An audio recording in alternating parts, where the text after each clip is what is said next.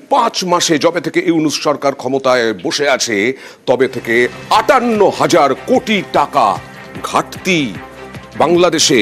কারণ ব্যবসা বাণিজ্য কিছুই হচ্ছে না, আইন শৃঙ্খলার অবনতিতে, পালাবদলের পর তলানিতে দেশের আর্থিক বৃদ্ধি, নেমেছে আমদানি রপ্তানি উৎপাদন বৃদ্ধির হার, মন্থর বাংলাদেশ অর্থনীতির সমস্ত সূচক।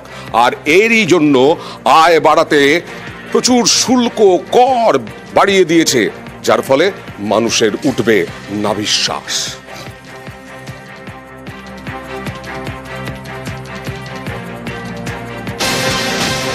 দাস, আমরা এই প্রশ্ন তুলেছিলাম বারবার যে চিন্ময় কৃষ্ণ দাসকে কেন জেলে রাখা হচ্ছে।